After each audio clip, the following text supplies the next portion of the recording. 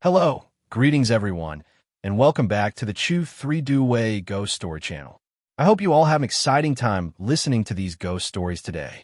Before we dive into the stories, don't forget to like and subscribe to the YouTube channel to show your support. Today, we will continue with the ghost stories sent by you, our listeners from all over, to Dewey's channel.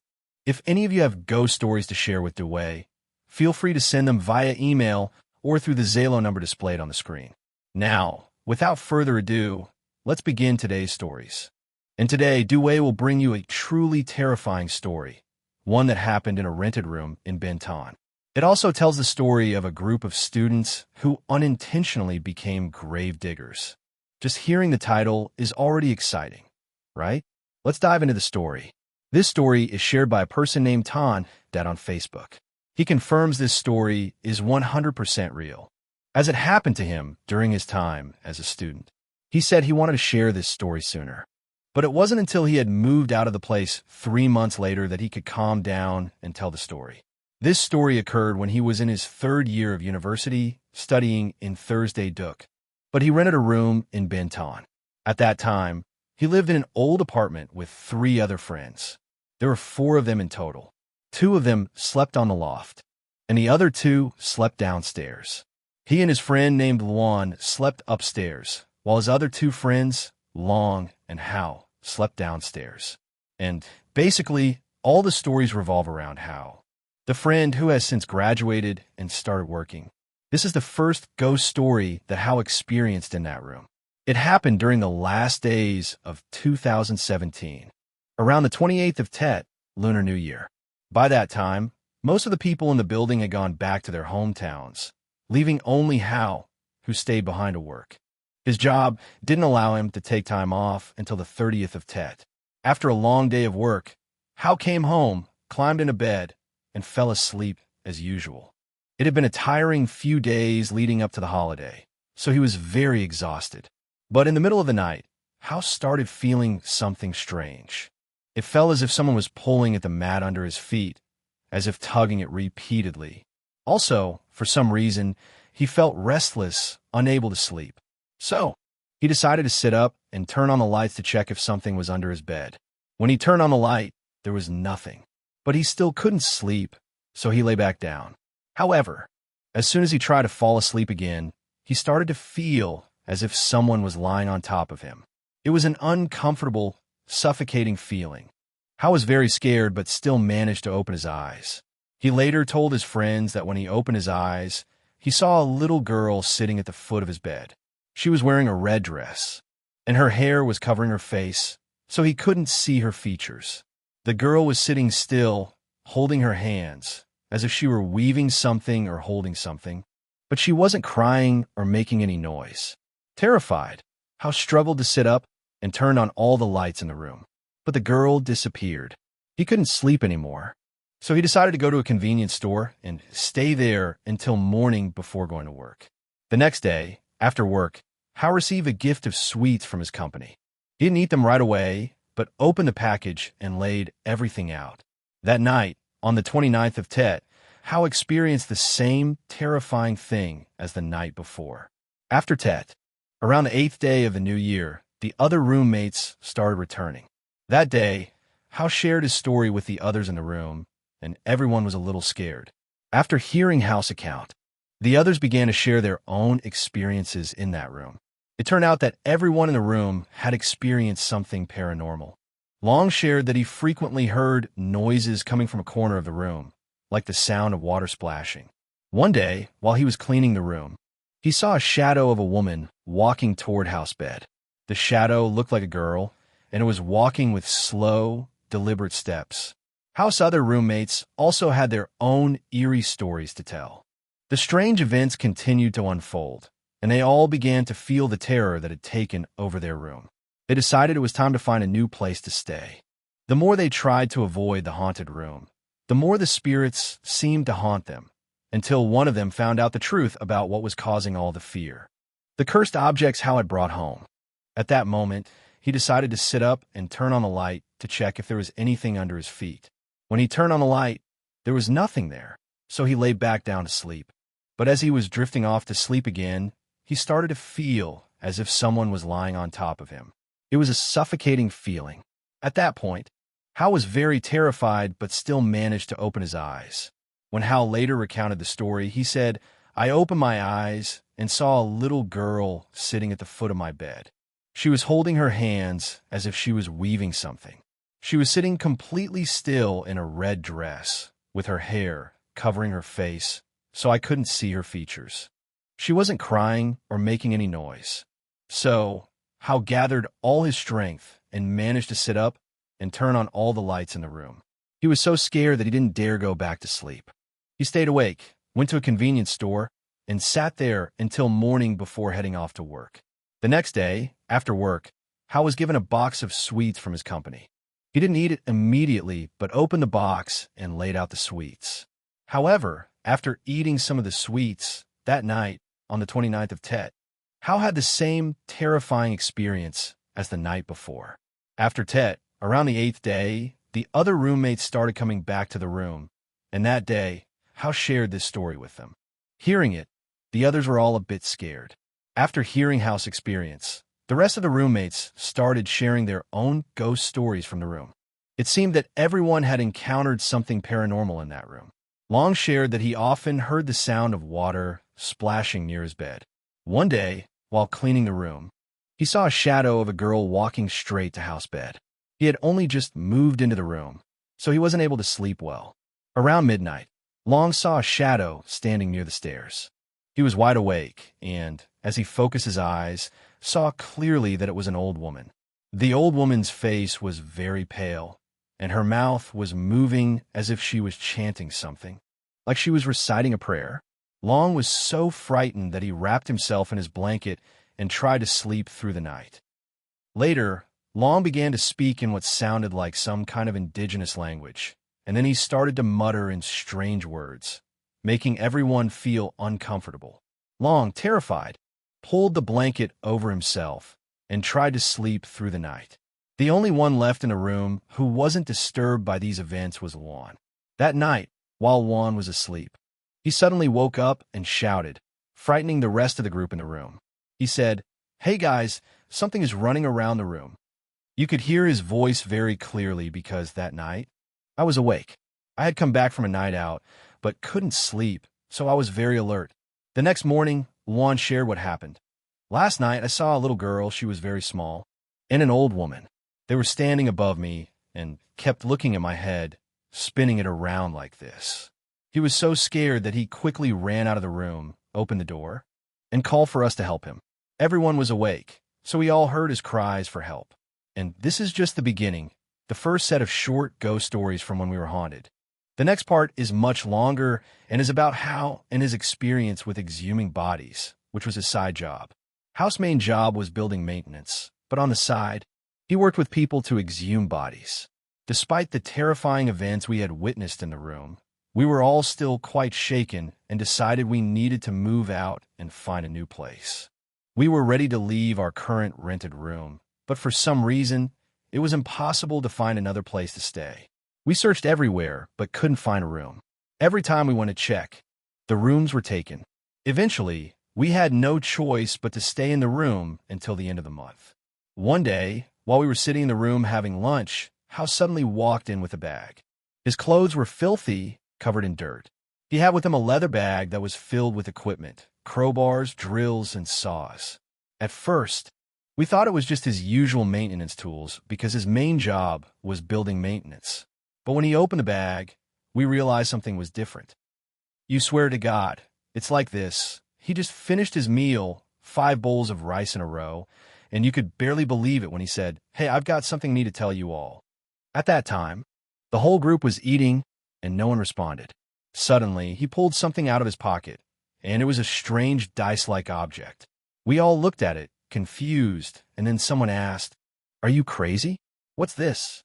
If you want to play a game or something, sure, but why bring this into the room?"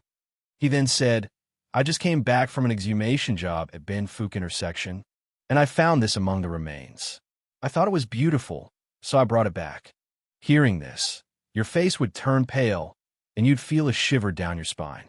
It was so unnerving that I ended up scolding him. I said, Why the hell would you bring something like this back? He casually replied, I just thought it looked nice. What's wrong with bringing it here? After that, I didn't want to deal with it anymore. We finished our meal and each went off to do our own thing, heading out to meet girls. At the time, hanging out with girls was a fun distraction. But when we came back to the room that night, something terrifying happened that made even the bravest of us scream in fear. That night, Hal didn't go out. He stayed and went to bed. We went to the room, and when we got back, we saw that Hal was already asleep. Everyone assumed that after spending the day exhuming bodies, he was just tired and fell into a deep sleep. So we all got ready to sleep, thinking nothing of it. But, strangely enough, as I was in the middle of a deep sleep, I suddenly heard sound. It was like something scraping against metal, almost like two sharp objects being struck together. It was a faint sound at first, but then it became regular, like a rhythm. The noise was disturbing, and after a while, I felt uneasy even breathing. I listened carefully. I realized the sound was coming from the corner of the room where I was lying. About 10 minutes passed, and I thought it was just a mouse or something. But then, I felt a strange vibration beneath me, from the floor beneath where I was sleeping. I was on the upper bunk, yet I could still feel the floor shaking, which was unsettling. At that point, I stuck my head out to see what was going on below. What I saw made my heart drop. There, standing below me, was an old woman. She seemed completely normal at first, nothing terrifying about her appearance. But in her hands, she was holding two black wooden sticks, which I recognized as the tools Hal had used during his exhumation. At that moment, I swore I was going to faint right there. The woman stood there, holding the sticks, and it was as if she was chanting in some low voice, echoing on the wooden floor. I didn't dare to move. I was frozen in fear. I thought, what if she notices me? My heart raced, and I was afraid that if I moved, she would find me, and that would be the end. After about 5 minutes, I couldn't take it anymore. I slowly closed my eyes, pretending to sleep, but I couldn't calm down. I gently nudged Luan, who was sleeping next to me, not knowing if he had been awake the entire time or not. He gave me a look that seemed to say, "Sure." It was as if he already knew what was going on. We both lay there in silence, terrified, until around 3 a.m. At that point, I couldn't take it anymore. I reached for the flashlight and turned it on. When I looked down, there was no one there anymore. The room was quiet, but I still felt uneasy. Later, I realized the others who were working late shifts must have come back by then, which helped ease the fear a little. The next morning, Juan and I went over to check Hal's bag. We pulled it out, and inside, we found more of the same, black wooden sticks, which were the tools from the exhumation. There was even a set of clothes, which seemed to be part of the remains that had been unearthed. The whole situation was too strange, and it gave me a deep sense of dread. Hal later explained that the night before, he had been involved in the exhumation of a body, and the woman who had appeared in our room was one of the spirits that had followed him home. He had brought the tools with him, not realizing the connection between the spirits and the items. I was so frozen with fear that I didn't dare move, afraid that if I made a sound, she would notice me and I would faint right there. After about 5 minutes, I finally managed to close my eyes slowly and lie down. I then nudged Luan, who was sleeping next to me. I didn't know if he had already woken up, but he gave me a look that seemed to say, "Sure." I know. We both lay there in silence, terrified, until around 3 a.m. At that point, I could no longer bear it. I grabbed the flashlight, turned it on, and looked down. There was no one there anymore. The room was quiet, and it helped to ease my fear. I noticed that the people in the next room had returned from their night shift, which made me feel a bit safer. The next morning, Juan and I went to the corner of the room to pull out Hal's bag and see what was inside. When we opened it, we found more of the same, black wooden sticks, which Hal had used during his exhumations. But what really made my blood run cold was the set of clothes at the bottom of the bag, covered in dirt. The clothes seemed to be part of the remains that had been unearthed. At that moment, we realized that something wasn't right. The situation felt strange and unsettling. After waking up, we discussed it with Hal. He then said, "Oh my God, the person I exhumed yesterday. They were so restless. The woman came back last night, and she's the one who's been haunting us." He explained that the tools he brought back were full of spiritual energy, and he had to take them to work and not leave them in the room anymore. He said, "I'll take them to work today, and later I'll throw them in the river with the dice," referring to the strange object from the night before. He continued, "Last night, the spirits wanted their belongings back. I couldn't throw them away yesterday because the road was too crowded, but today I will." His brother, who had been with him during the exhumations, had warned him about the dangerous spiritual energy tied to those items. Hal then told us about the house where the remains were dug up. It was near Ben Fook intersection. The house had been built over a grave, and after the house was occupied for a while, the family began experiencing misfortunes. The husband was sent to prison, and the child was severely injured in a car accident, leaving him bedridden. Because of this, the family consulted a fortune teller who turned out to be Hal's mentor. This same mentor had been the one who had worked with Hal to exhume the remains. He was both Hal's mentor and his superior at the time, because he had the ability to understand these things. He would often invite Hal to join him in these exhumations. At first, Hal had no idea about the spiritual aspects of this work. Eventually, the family members of the deceased consulted with the mentor to help them find the grave. After the mentor measured and checked the house for a while, he identified the exact location of the grave, which was in the center of the house. Once the location was pinpointed, Hal, along with his mentor and two other people, began digging from 9 a.m. to 3 p.m., but despite hours of digging, they couldn't find anything. They were all exhausted, and it was nearly time for rain, so Hal became very frustrated. At that moment, while Hal was frustrated, he accidentally dropped his digging stick, and the stick sank into the ground by about 20 centimeters. Finally, after a long day of digging, they found a set of remains. Hal took a picture during the exhumation. Once the remains were retrieved, the mentor instructed them to wash the remains with alcohol and sprinkle salt on them before reburying them. The mentor also took the remains with him, but told Hal to keep the tools, as it was considered a lucky set of tools to have. Later, there was a story that took place at Hal's home, and this was perhaps the creepiest part of all.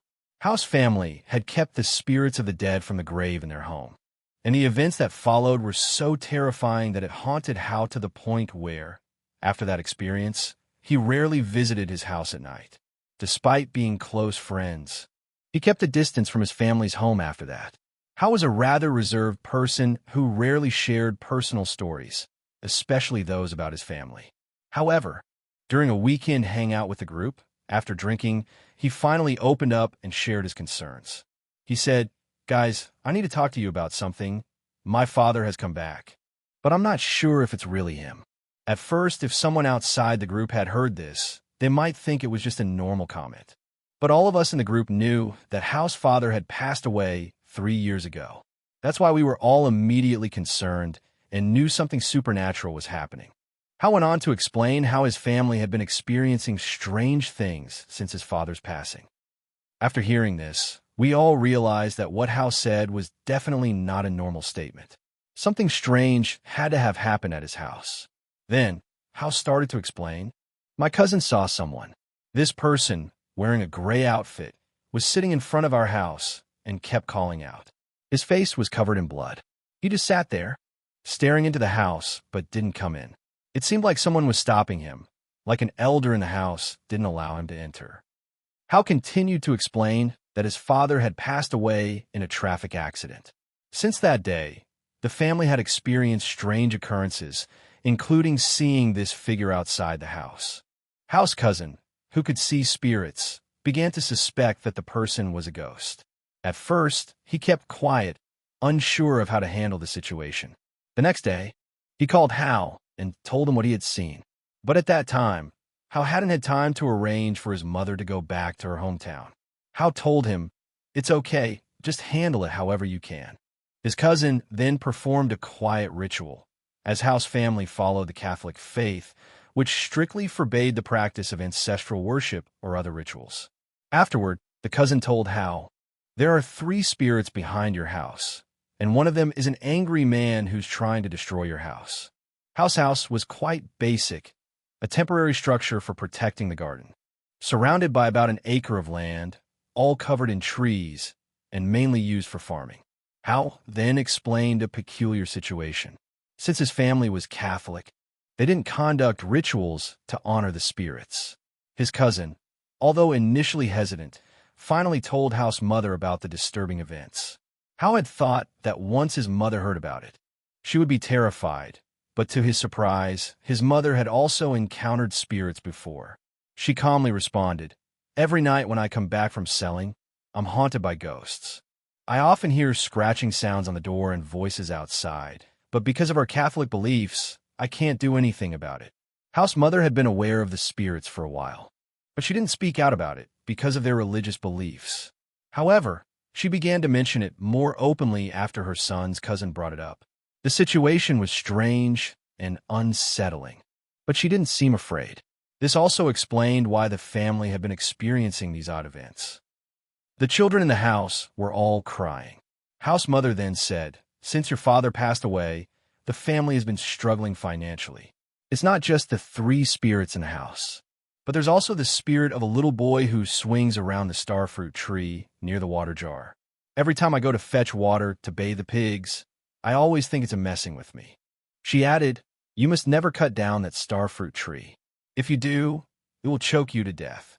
Naturally, upon hearing this, everyone felt uneasy, especially since every time they went to House Village, they would sit under the starfruit tree to drink and enjoy the breeze. However, seeing how things were escalating, the family was divided on how to resolve it. One group, consisting of Hal's mother and cousin, suggested digging up the graves in the garden to put an end to the disturbances because the spirits were constantly causing trouble and hindering their work. On the other hand, Hal's grandparents, who were devout Catholics, disagreed. They believed that such actions were against their faith and insisted that any solution must involve a priest from a church. They wouldn't allow any sacrilegious actions. However, Hal, being determined, decided to act. He immediately took pictures of his house and the entire garden behind it, sending them to his mentor, the person who worked with him to dig graves.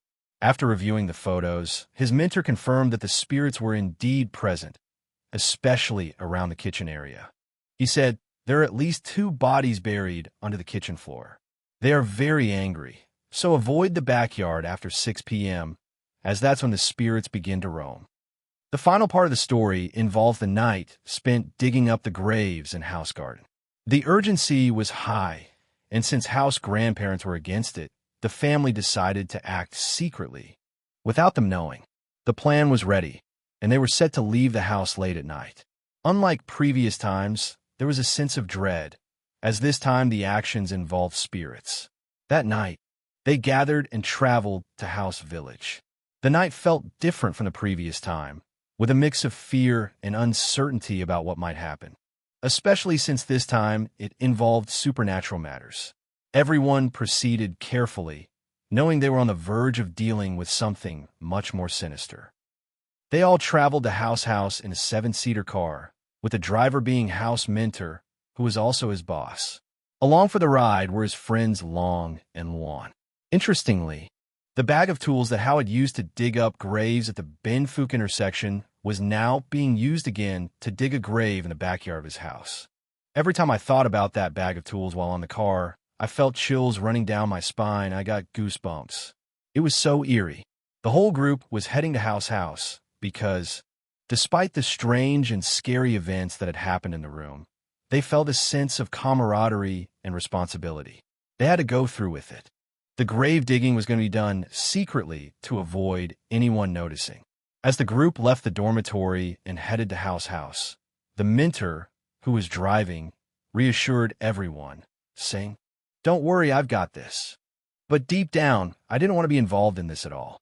The strange events I had experienced in the room were enough to terrify me. I couldn't stop thinking about it. I sat there scrolling through Facebook on my phone, and when I checked the time, it was already 3:21 a.m. We were only 3 kilometers from Hal's house. Shortly after we arrived, and the headlights of the car illuminated the yard, which was surrounded by roots and trees. There was a faint glow inside the house, where Hal's mother and cousin were already waiting for us. There were 7 people in total standing in front of a temporary house, and it was already 3:30 a.m. It felt damp, and walking through the forest, I didn't even dare to go outside to relieve myself. The thought of digging graves at that hour was terrifying.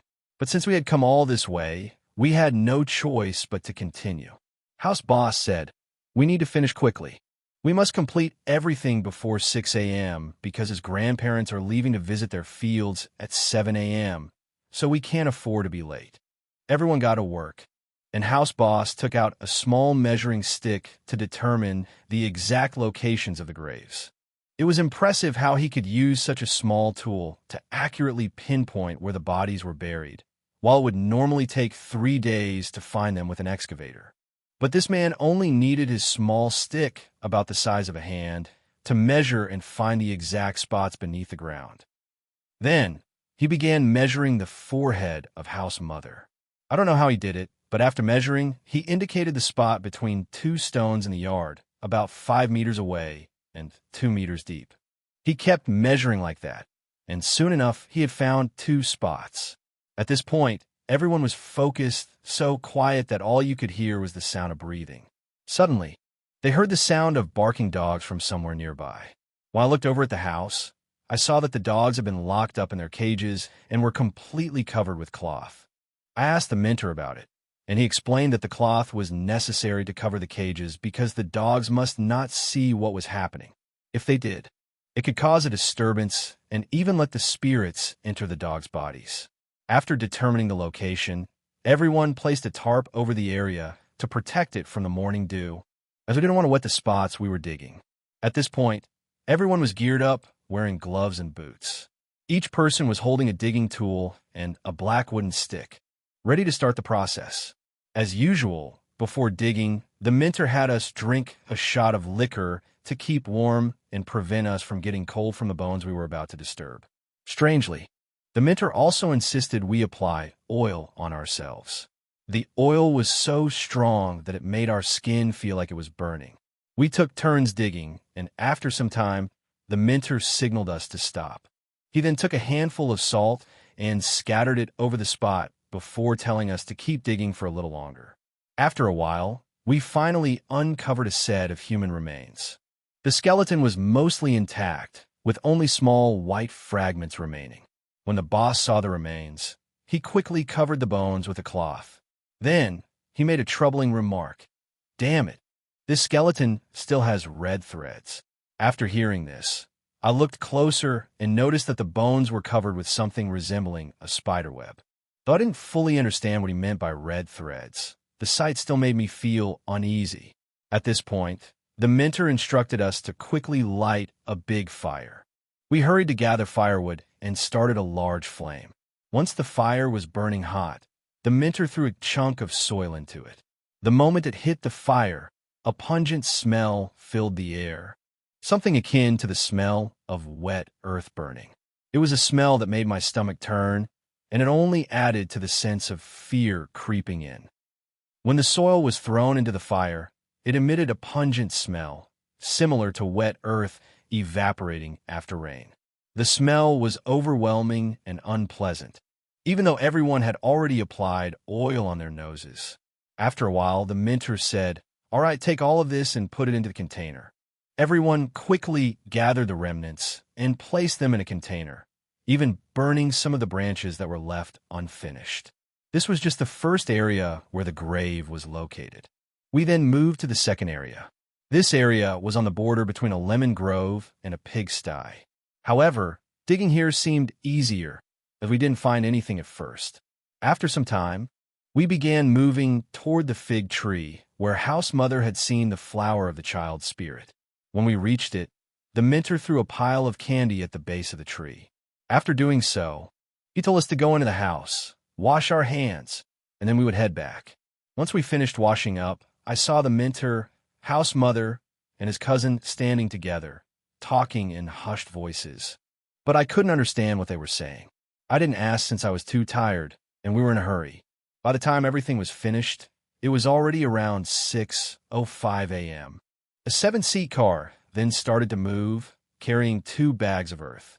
Inside those bags were the remains of people from the backyard. A little while later, the mentor stopped the truck about 15 kilometers from house and told us, "Take these 2 bags and throw them into the river." As we carried the bags toward the river, the mentor said, "Death is not the end." He added that once the remains are sent back to the river, there's no turning back. I didn't fully understand his meaning, but I think he was implying that the spirits should be returned to the river and not harm House family anymore. Afterward, Howe told me that the fig tree in his yard started bearing fruit out of season, and its leaves withered and died. He also added that if anyone ever dug up a grave and found a skeleton covered with something resembling a spider's web, they should wait before disturbing it. The mentor had said that the spirit of the person buried there was still attached to their body and had not yet fully moved on. Finally, after some time, House family managed to move the graves from behind the yard. However, there were still graves left in the kitchen that had not yet been moved, which they would have to handle later. You had already refused to participate in it, telling him that if there was any grave digging to be done in the kitchen of his house, you wouldn't take part. However, he said that the situation at his house had improved significantly. Things had calmed down, and there were no more stones being thrown, nor were there strange noises coming from the walls. In general, the household activities had become much more peaceful. However, there were still graves under the kitchen that needed to be dealt with later. Eventually, with the help of this mentor, his family found some peace, but they still felt unsettled because there were some unresolved matters in the house. In this story, you also mentioned that if anyone wanted to go see the graves being moved at House, they could contact you for a visit. However, by now several years had passed, so you believed everything was probably fine now. You also included a picture to help people understand the layout of the area where you live and where House is. Continuing with the story, you said that after the story of the Tan Nong Phan Dung Forest, you hadn't shared any stories about haunted forests for a long time. Today, however, you would tell a story related to a sacred and mysterious forest, a place that very few people visit. The lives of most people are centered around the daylight, but these deep forests are places of mystery, with few people daring to venture deep into them. In those forests, there are things that are very eerie and supernatural. The story today is about a haunted forest, and it takes place in the southern region of Vietnam, in Tri Ton and Giang. You asked if anyone was from Tri Ton and Giang, or knew anyone from there to give a wave in the comments. You promised that today's story would be a very interesting one. This story comes from Giang, and it was also shared by a local person who experienced it. That person had sent his story to Duy before, and Duy shared it in episode 79, where he talked about the human skeleton under the pond. The story in episode 79 happened on the day he was preparing to build a house. Today's story, however, takes place when he was only 10 years old. At that time, he was still very young, playful, and impulsive. As a result, he unintentionally caused something that he has regretted ever since and will probably never forget. He recalls that it happened around 1990, when he was 10 years old. At that time, his family was very poor, and the area surrounding his house was filled with trees, rivers, and lots of water. People in Giang at the time commonly lived in stilt houses, and this tradition is still practiced today. One reason for this is likely due to the customs of the locals, but also because during flood season, the water would rise and cover everything. Thus, they built still houses so that the floodwaters wouldn't reach their sleeping areas. He described his stilt house back then. Behind it was a banana garden of Mr. Chin, the neighbor. In front, there was a river, and near the river, there was a large plum tree. The house was built on stilts and made of wood. It wasn't like the solid concrete houses of today. Since it was made of wood, the planks used for the floor weren't tightly fitted together. Unlike today's polished, straight-cut boards, those used back then weren't as neatly made.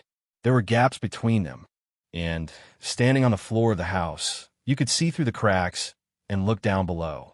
People didn't care much about the aesthetic quality of the floors back then. They just needed a place to sleep, regardless of how it looked. It was certainly okay. No one really cared about the quality of the house. Above was the living space for the whole family, while below the house, He used the space to make a chicken coop for raising chickens for food. That night, like any other regular night, after showering, he went to bed. His bed was upstairs, while the chicken coop was below. He was lying down when suddenly he heard the chickens in the coop making loud noises, as if someone had just jumped into the coop. He got out of bed, stuck his head out, and looked through the gap in the floorboards.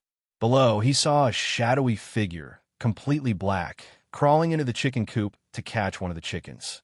No wonder the chickens were making so much noise. At that time, in Triton and other places, people mainly used fire torches to walk at night.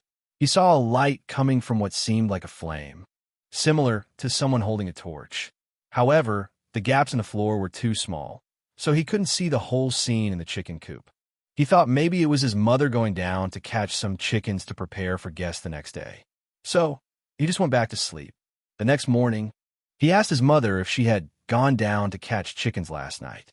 She replied, "No, I finished my work and went to bed. Why would I catch chickens?" Hearing this, he was very confused because at that time, he had heard many ghost stories, and he was really scared. He told her, "It wasn't a dream. I clearly saw it last night." His mother replied, "You must have dreamt it. There's no such thing." But after a while, his mother went down to check the chicken coop, and sure enough, one chicken was missing. Back then, people would keep track of every chicken they had, especially because thefts were common. So, both mother and son thought it was just a simple case of a thief. They didn't think much of it and let it go. The next night, as he was sleeping, he suddenly heard something fall from the ceiling with a loud thud.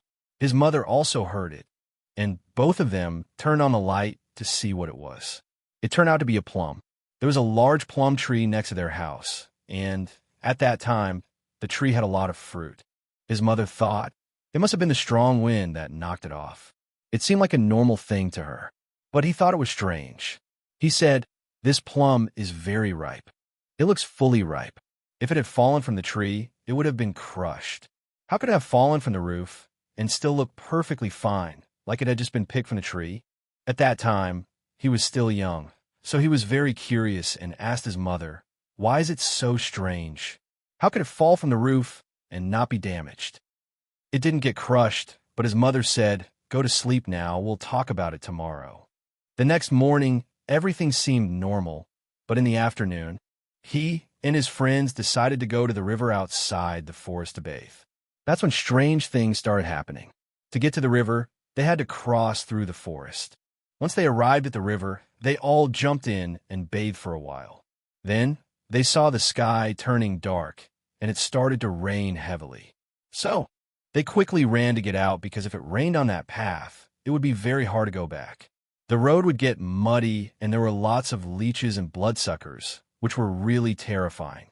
But strangely, as they left the river, they heard what seemed like a stone being thrown into the water, making a loud splash. They turned around and saw what looked like someone diving into the water. On the way back home, they didn't think much of it.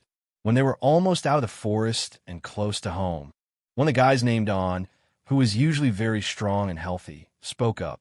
He said, "Earlier, when we were in the forest, I saw a black shadow jump from one tree branch to another. It looked like a monkey, but it was all black. It was really creepy." After walking a bit further, On suddenly collapsed on the road, feeling exhausted. The group had to carry him home. When they arrived, everyone was feverish and sick for several days. On didn't know why, but on the first night he was back home, he was still sick. When he tried to sleep, he had a very clear feeling, as if someone was slowly walking on the wooden floor of his house. As everyone knows, wooden floors always creak. Every time someone walks on it, it makes a distinct creaking sound. On lay there, listening, and the sound seemed to get closer and closer to his room. The sound came from outside the room, so it was very clear to him. After a while, he heard the person's footsteps approach his bed, and it felt like the person sat down on his bed.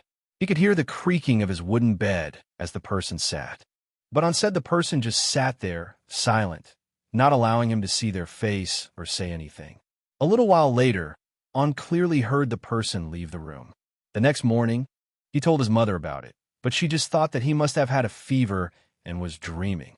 On the second day, while sleeping, On felt as if someone had climbed onto his body and sat on him. His whole body became stiff, unable to move or speak.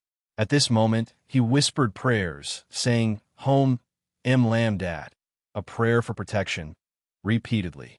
He lay there, still in a feverish state, unable to move. By the third day, the people in his family started asking him about what had happened, asking him where he had been and what he had been doing, because by that time, he was still sick. He was still sick, still running a fever, while his wife, who rarely ever gets sick, was fine. She would always go out and bathe in the rain, but she never caught a cold. However, after this incident, things had changed for him. He then told his father everything that had happened, and his father went to visit his friends to check if they had the same symptoms. When he arrived at his friends' houses, he found that all of them were bedridden with a fever. So, the parents of On and his friends decided to go into the forest to offer prayers, hoping that the spirits wouldn't be angered and that they would stop causing the sickness. The next day, On's father went to the stream in the forest to pray and ask for the spirits' mercy, hoping that they would stop bothering them and that On would recover. Miraculously, the next day, On's fever was gone. Since then, On's family and the families of his friends forbade them from going into the forest to bathe in the stream again. After recovering, they met again and asked each other about the past 3 days. Everyone said they had a fever. After that, everything seemed to calm down for a few years. Since they were still young, they stopped bathing in the old stream. Instead, they started going to a different stream to bathe. On one of those days, On went to the new stream to bathe as usual. But that night, he had a dream. In the dream, he heard a voice saying to him, "The stream where you bathe today, tomorrow, there'll be a large snake. So, be careful, do not bathe there tomorrow." After the dream, On was sure that the person speaking to him was real. He wanted to warn his friend not to go to the stream the next day to avoid encountering any misfortune. But the next morning, he completely forgot and didn't remember anything. He invited his friends to go to the same stream to bathe. That day, the whole group went to the stream, and when they arrived, they saw a very large snake swimming upstream. Upon closer inspection, they realized that the snake wasn't venomous. So, the group thought about catching the snake to take it home, because when they were kids, they would often catch snakes and turtles without any fear. One of the group members jumped into the water to catch the snake. But as soon as he jumped, the snake flared its hood. That's when they realized it was a king cobra. The snake bit 2 of the people in the group, and the situation became critical. The group rushed to carry them out of the forest as quickly as possible, but it was too late. The bites were severe, and after running for a while, one of them collapsed. The group continued running, but when they reached the village, the entire neighborhood had gathered at their house, worried. Unfortunately, the friend did not survive. His family immediately began preparing for his funeral that very night. Around 3 a.m., while they were conducting the funeral, one of the men who had been drinking became possessed by the spirit of the deceased. He spoke to the family for a while and then turned to give some final words. The spirit told him not to eat anything from that point on. After that, he wasn't allowed to go to the stream anymore to bathe, because at his age, if you go to bathe at the stream without performing the proper rituals for the spirits, it's considered disrespectful. The older people in the village said that in the Chi-Tun area, anyone who wants to go there must perform rituals. It's not just about going whenever you like. At this point, he remembered the dream he had the other day, the one where the spirit warned him about the snake in the forest. He deeply regretted not following the advice, but it was too late.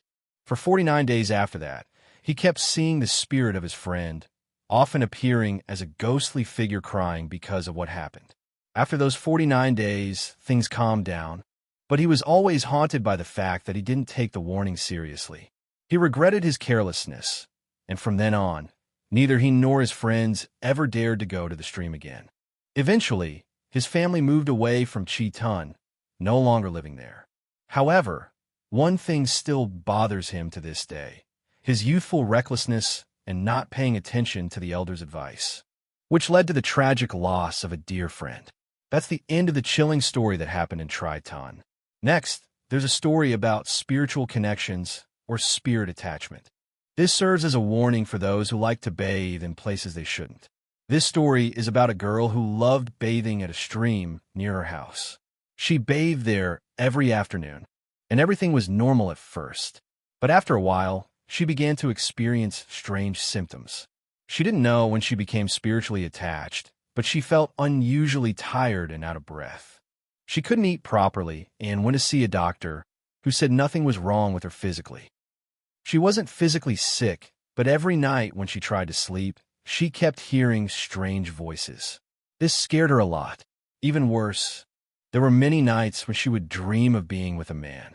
It felt so real, yet the person's face was always hidden. She would just see a blurry figure. But what was particularly strange was that she could always predict the future. It was like she knew what was going to happen the next day. For example, if something unusual was going to happen, she would dream about it the night before. At first, she thought there was nothing to worry about. However, as time passed, her condition worsened. She was constantly tired, feeling exhausted all the time. Sometimes she would feel exhausted just walking, but when she went to the doctor, everything seemed fine. It was only after returning home that she felt extremely tired without any reason. Another odd thing was that she was constantly hungry. Every night around 12:01 a.m., she would get hungry and start eating, but just 10 minutes later, she'd feel hungry again.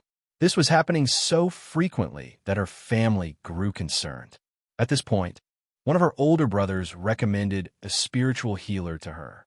She mentioned that if anyone is familiar with deities, they would know about figures like Quan Song, Quan Bin, and Chao Song. The healer was known to be skilled in dealing with spirits and had a reputation for being effective in handling restless souls. When she and her family arrived at the healer's house, the healer didn't speak a word. He sat there silently for about 15 to 20 minutes without saying anything at all. This puzzled her, and she started wondering what was going on. Finally, a person entered the house, and that's when the healer began asking questions. After you explained everything, the healer took your hand and checked it for about 5 minutes. Then, he said, after you took a bath, the spirit followed you. Surprisingly, he asked you again if you had experienced any unusual incidents, and you honestly replied that you had. He then told you to go to the altar and take 3 pieces of yellow paper. He instructed you to bring them to him along with a pen. When you brought the items to him, you saw the healer writing on the paper in Chinese and Vietnamese. After that, he handed you 3 pieces of paper and told you to keep 2 of them and burn one. He said to keep the 3rd one on you and to burn the paper in 3 days, then return to see him. After burning the paper, you felt better, you could eat, sleep, and no longer experience the presence of the spirit. After finishing all the steps, you returned to the healer's house. This time, the healer did the same thing. He sat in silence for a while. After some time, he spoke to you. You thought he would give you the medicine, but instead, he gave you the magical leaves and instructed you to continue for 3 more days. This time, you had to gather 9 different flowers and fruits with thorns, cook them, and bathe with the mixture. After doing this, you returned to the healer's house 3 days later. When you arrived, the healer instructed you to stay and sit by the altar. You sat with your legs outstretched. Then the healer lit incense and began to perform the ritual, applying the incense to your back and legs. After completing the ritual, your aunt asked the healer for a string for you to wear to prevent further strange occurrences. And indeed, after that, you no longer felt any strange symptoms. You felt much healthier and returned to normal after a long period. This is a story that happened to you, and if you describe the ritual in such detail, it seems like a real experience.